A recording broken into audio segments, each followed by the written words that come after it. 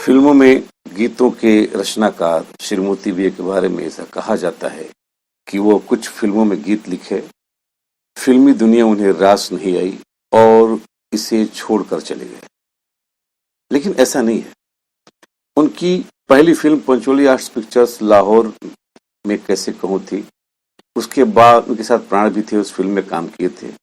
1945 में बम्बई वे आए और बम्बई में वीर घटोत्कच उर्फ सुरेखा हरण, साजन, निर्मल, राम विवाह, ममता, रामबाण, सुभद्रा, रिमझिम, काफिला, भक्त ध्रुव, सिंदूर, राजपूत, हिपी फुर्रे उर्फ चौबे जी, इंद्रासन, इंतजार के बाद,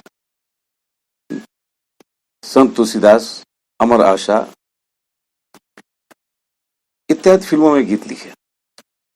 इतना ही नहीं, फिल्मों में गीत लिखते हुए उन्होंने जो है पहली बार भोजपुरी का गाने का प्रयोग जो है नदिया के पार में किया और पहला भोजपुरी जोगिरा जो है इन्होंने राजपूत फिल्म में लिखा।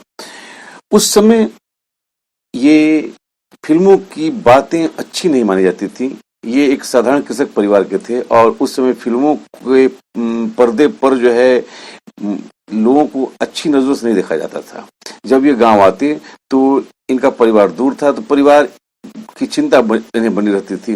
बाबा राघव दास इनके संपर्क में आए और बाबा राघव दास ने इन्हें जो है अध्यापक होने के लिए प्रेरणा दिए और ये जो है अध्यापक हो गए।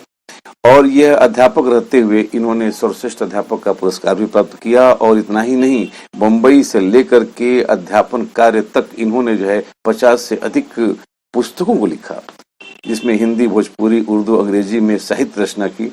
और इन्हें जो है साहित्य अकादमी पुरस्कार, राज्य साहित्यिक पुरस्कार, राहुल संगीतान पुरस्कार सहित कई पुरस्कार मिले। यह आकाशवाणी पर जो है सैकड़ों बार कई जगहों पर कविता पाठ भी कर चुके हैं। ये भारत रक्षा कानून के अंतर्गत इन्हें 1942 में वाराणसी जेल में नजरबंद कर दिया गया।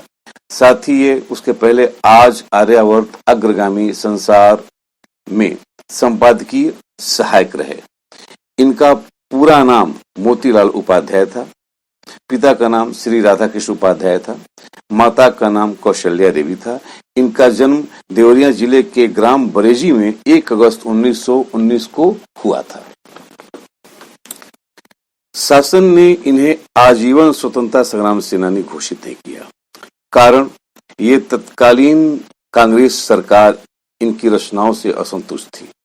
ये आजीवन संघर्ष करते रहे। इन्हें एकमात्र सर्टिफिकेट दे दिया गया था जिसमें लिखा गया था कि इनको जेल में पकड़े जाने का प्रमाण तो है, लेकिन जेल से छोड़े जाने का प्रमाण नहीं है, इसलिए इन्हें प्रमाणित नहीं किया जा सकता।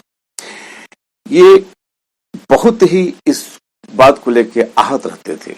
यद्यपि रिटायर होने के बाद, अवकाश प्राप्त करने के बाद इन्होंने ठकुराइन, गजब भेलरामा और चंपा चमेली नाम से 3 फिल्मों को भी जो है इन्होंने बनाया, गीत लिखे।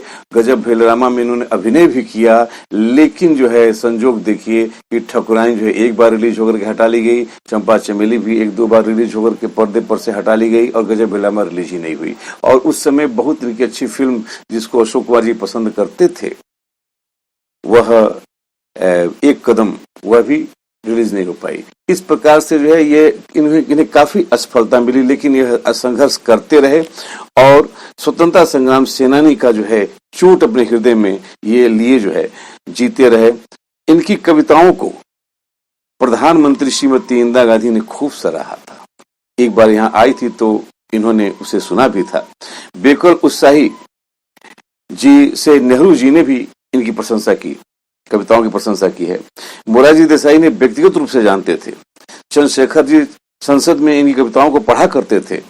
अटल जी ने बाबा राघव दास पर डाक टिकट जारी करते समय इनकी कविता तपसी त्यागी राघव दास, जन अनुरागी राघव दास सुनकर भाव विवल हो उठे थे। पर हाय रे किस्मत कि इस कवि के आंतरिक घाव को और आंतरिक जो है कष्ट को किसी ने जो है नहीं देखा, नहीं जाना।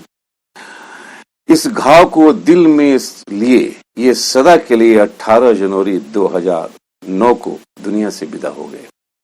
और इस प्रकार जो है एक ऐसा कवि जिस पर आज के तिथि में BHU, JNU और गोरखपुर दीनदयाल विश्वविद्यालय, गोरखपुर विश्वविद्यालय में जो है जिन पर बच्चे रिसर्च करते हैं, एक अतिरिक्त प्यास लिए हुए इस दुनिया से चला गया।